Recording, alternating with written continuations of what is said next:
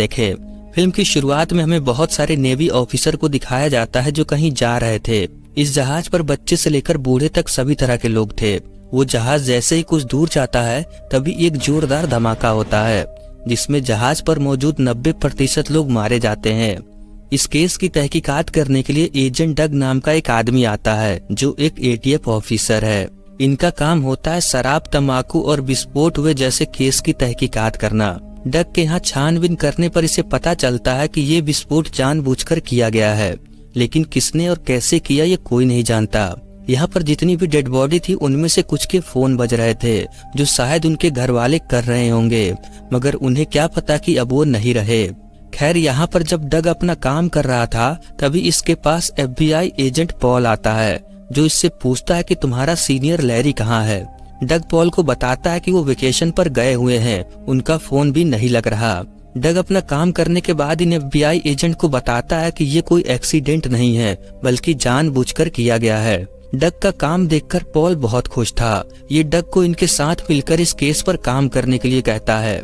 इसके बाद डग अपने ऑफिस आकर उस ब्रिज की CCTV फुटेज चेक करता है। इसका साथी इसे बताता है कि तुम्हारे लिए किसी लड़की का फोन आया था जो तुम्हारे बारे में पूछ रही थी कि तुम कैसे दिखते हो। डग उस नंबर पर फोन करके वॉइस मेल भेजता है जिसमें ये अपने बारे में बताकर उस लड़की से पूछता है कि वो कौन है। डग को CCTV फुटेज में एक आदमी दिखाई देता है जो उस ब्रिज पर खड़ा था, वो भी धमाका होने से कुछ मिनट पहले। डग को उस आदमी पर शक होता है लेकिन उसका चेहरा नजर नहीं आ रहा था। कुछ देर बाद डग अपने दूसरे साथी को फोन करता है जिसमें वो बताता है कि इन्हें एक लड़की की जली हुई डेड बॉडी मिली है। हैरानी की बात यह है कि वो लड़की ब्लास्ट होने से पहले ही जलकर मर गई थी, लेकिन ये कैसे हो सकता था। डग तुरंत उस लड़की के पास पहुंचता है। इस लड़की का नाम क्लेयर है। यहाँ पर डग को पता चलता है कि किसी ने जानबूझकर इस लड़की को जलाकर उस ब्लास्ट होने वाली जगह पर फेंक दिया, जैसे उसे पहले से ही पता हो कि यहाँ पर ब्लास्ट होने वाला है। इसके बाद ये क्लियर के डैड से मिलने पहुंचता है। पूछताछ पर वो बताते हैं कि क्लियर का एक बॉयफ्रेंड था लेकिन वो दोनों किसी कारण अलग हो गए।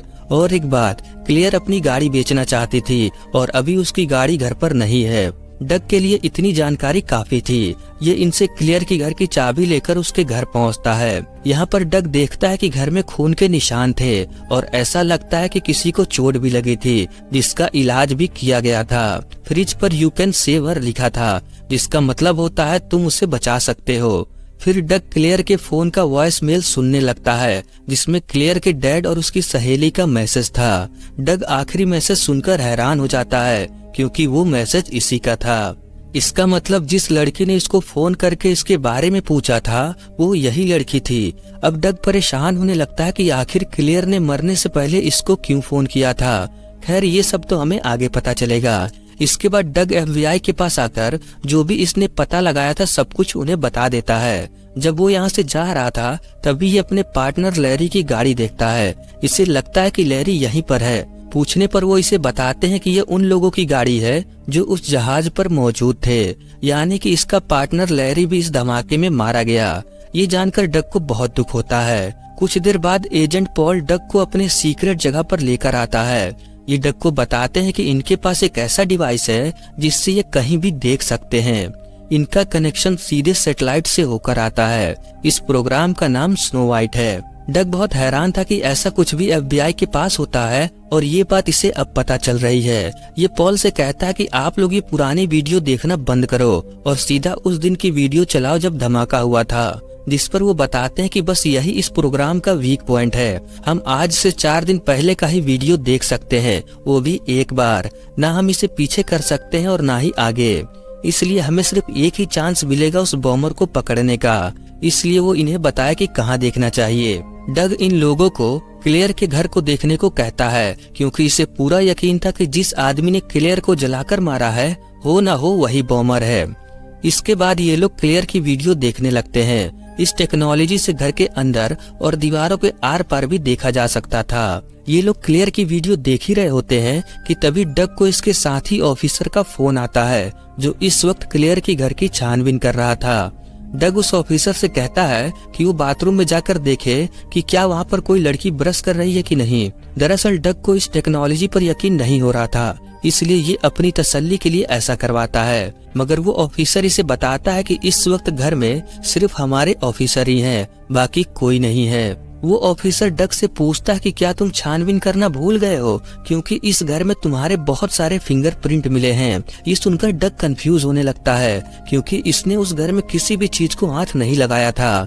यहाँ तक फोन का वॉइसमेल सुनने के लिए भी इसने किसी चीज से फोन का बटन दबाया था।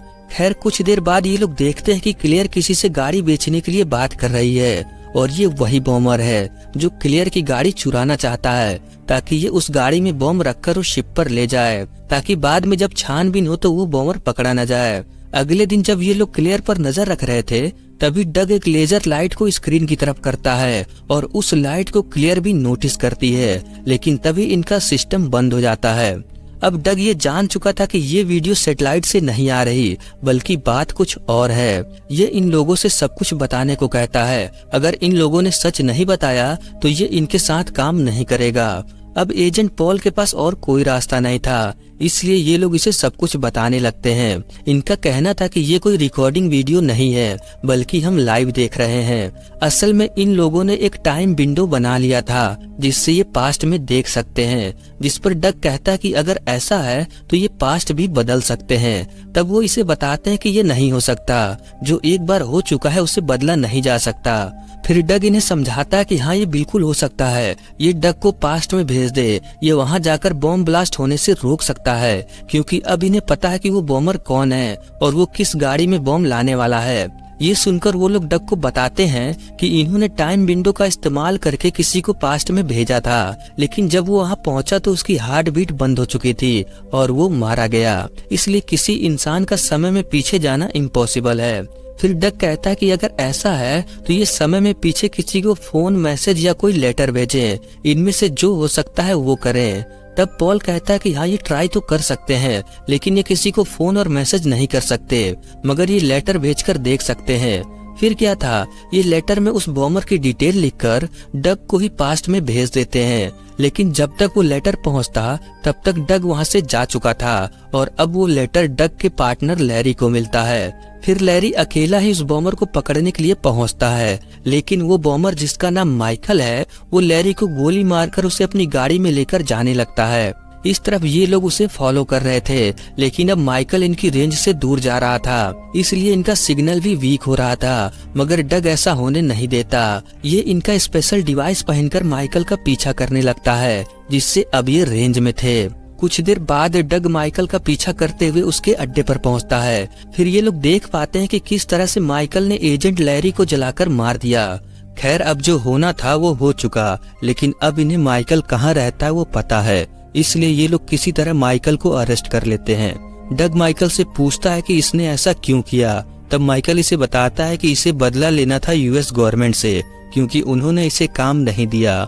दरअसल माइकल ने यूएस के हर डिपार्टमेंट में काम करने की कोशिश किया, जैसे आर्मी, नेवी और भी कई जगह, लेकिन हर जगह से इसको निकाल दिया गया, क्योंकि उन लोगों का कहना था कि इसका दिमागी संतुलन ठीक नहीं है। इसलिए उसने इतने सारे ऑफिसर को मारा और ये आगे भी ऐसा ही करेगा। ये सब सुनकर डग समझ जाता है कि इसकी दिमागी हालत सच में खराब है, और अगर ये बाहर रहा तो सबके लिए खतरा बन सकता है।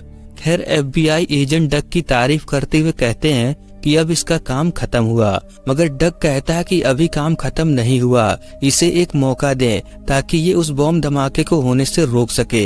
मगर ये करना इम्पॉसिबल था, इसलिए वो लोग इसे मना कर देते हैं। लेकिन डग हार नहीं मानता और ये उस जगह के एक ऑफिसर को फोन करके उससे मदद मांगता है, जिसका नाम एलेक्स है। एलेक्स उसकी बात मानकर जब सभी लोग चले जाते हैं तब उसे बुलाता है। एलेक्स डग को टाइम मशीन के पास लाकर इसको वार्निंग देता है कि ये करने में इसकी जान जा सकती है। तब डग इसे बताता है कि ये इसको हॉस्पिटल में भेजे ताकि वो लोग इसे बचा सके। एलेक्स बिल्कुल वैसा ही करता है। इसके बाद डग टाइम मशीन में जाकर टाइम ट्रेवल करके समय में आज से 4 दिन पहले एक हॉस्पिटल में पहुंचता है, जहां हॉस्पिटल में डॉक्टर किसी तरह इसको बचा लेते हैं। डग होश में आने के बाद सबसे पहले माइकल के अड्डे पर पहुंचता है, और आज वही दिन है जब माइकल ब्लास्ट करने वाला है। यहाँ पर माइकल ने क्लेयर को बंदी बनाकर रखा था। डग यहाँ पहुंचकर माइकल पर हमला करके क्लेयर को बचा लेता है, लेकिन माइकल यहाँ से भागने में कामयाब हो जाता है। डग क्लेयर को समझाता है कि वो आदमी चला गया जिसने तुमको पकड़ा था, लेकिन क्लेयर को लग रहा था कि ये वही आदमी है जिसने इसका किडनैप किया, क्योंकि क्लेयर ने माइकल का चेहरा नहीं देखा था। यहाँ पर डग को गोली लगी थी और क्लेयर भी घायल थी, इसलिए डग क्लेयर को इसी के घर लेकर आता है और फ्रिज पर लिखता है कि यू कैन सेव हर, फिर अपने जख्मों की पट्टी करने लगता है। तभी क्लेयर इसको गन पॉइंट पर लेकर कहती है कि ये पुलिस बुला रही है, क्योंकि इसे लगता है कि इसी ने इसका किडनैप किया था। डग क्लेयर को बताता है कि इसकी जरूरत नहीं, मैं भी एक पुलिस ऑफिसर हूँ, मेरा नाम एजेंट डग है, और अगर तुम्हें यकीन ना हो तो तुम मेरे ऑफिस फोन करके पूछ सकती हो। क्लेयर तुरंत डग के ऑफिस में फोन करके इसके हुलिये के बारे में पूछती है। उसके बाद क्लेयर इससे पूछती है कि तुम्हें मेरे बारे में कैसे पता। डग इसको बोलता है कि अगर मैं तुम्हें सच बताऊंगा तो तुम्हें मुझ पर यकीन नहीं होगा, इसलिए ये ना जानना ही तुम्हारे लिए बेहतर होगा। लेकिन क्लेयर सच जानना चाहती थी, इसलिए डग इसे सब कुछ बता देता है, जिसे सुनकर क्लेयर को यकीन नहीं होता कि ऐसा कुछ भी हो सकता है। तभी क्लेयर की सहेली का फोन आता है, जिस पर डग उसे पहले ही बता देता है कि वो क्या कहने वाली है। तब जाके क्लेयर को थोड़ा बहुत यकीन होता है। तभी डग ध्यान देता है कि असल में इसने कुछ नहीं बदला, घर में खून उसी तरह फैला हुआ है और फ्रिज पर इसी ने लिखा था। तभी इसे याद आता है कि इसके साथी ने फोन पर ये क्यों कहा था कि पूरे घर में डग के फिंगरप्रिंट हैं। वो ऐसा इसलिए कि डग ने अभी अभी घर के सामान को छुआ है। अब डग को सारी चीजें समझ में आने लगती है कि इसी के टाइम ट्रेवल करने से इसका पार्टनर लैरी मारा गया। अगर इन्होंने वो लेटर टाइम में पीछे न भेजा होता तो शायद अभी लैरी जिंदा होता। इसका मतलब डग जिस हादसे को रोकने टाइम में पीछे आया है, असल में उस हादसे को होने में यही मदद कर रहा था। और दोस्तों, इसी को कहते हैं टाइम ट्रेवल पैराडॉक्स। इस पैराडॉक्स को मैंने प्रीडेस्टिनेशन मूवी में एक्सप्लेन किया है। इस वीडियो को देखने के बाद आप वो वीडियो भी देख सकते हैं, लिंक डिस्क्रिप्शन में है। खैर, अब डग को सब कुछ समझ में आ चुका था, इसलिए अब ये पास्ट बदल कर रहेगा। ये क्लेयर को लेकर उस जहाज पर पहुंचता है जहां ब्लास्ट होने वाला था, ताकि ये ब्लास्ट होने से पहले माइकल को पकड़ के उस बॉम्ब को डिफ्यूज कर दे। ये दोनों उस गाड़ी को लेकर यहाँ से जाने वाले थे जिसमें बॉम्ब था, लेकिन तभी यहाँ माइकल आकर इन पर हमला कर देता है, जिसके बाद यहाँ पर काफी देर तक लड़ाई होती है और लास्ट में डग माइकल को मार देता है। लेकिन अब बॉम्ब ब्लास्ट होने में कुछ ही सेकंड बचे थे, इसलिए ये दोनों गाड़ी लेकर पानी में कूद जाते हैं। गाड़ी के अंदर से क्लेयर तो किसी तरह निकल जाती है, लेकिन डग गाड़ी में फंस जाता है और तभी वो बॉम्ब भी ब्लास्ट हो जाता है, जिसमें डग मारा जाता है। लेकिन उसने मरने से पहले बहुत लोगों की जान बचा ली। क्लेयर को डग की मौत का बहुत दुख होता है, लेकिन तभी यहाँ एजेंट डग क्लेयर से पूछताछ करने के लिए आता है और ये डग प्रेजेंट टाइम का है, यानी कि जो डग टाइम ट्रेवल करके यहाँ आया वो मारा गया, लेकिन ये डग जिंदा है जिसे टाइम ट्रेवल के बारे में कुछ भी नहीं पता। क्लेयर डग को जिंदा देखकर काफी खुश थी, लेकिन ये डग क्लेयर को नहीं जानता। डग इससे पूछता है कि यहाँ पर क्या हुआ। तब वो इसे बताती है कि अगर मैं तुम्हें सच बताऊं तो तुम मेरा यकीन नहीं करोगे। डग कहता है तुम बता कर तो देखो, मैं उसे समझने की पूरी कोशिश करूंगा। और दोस्तों, इसी के साथ ये मूवी यहीं पर खत्म हो जाती है। ये थी डेजा वू मूवी की कहानी। इसी तरह की और टाइम ट्रेवल वीडियो देखने के लिए प्लेलिस्ट चेक करें। आप इस मूवी को हिंदी में भी देख सकते हैं। तो चलिए मिलते हैं किसी और वीडियो के साथ।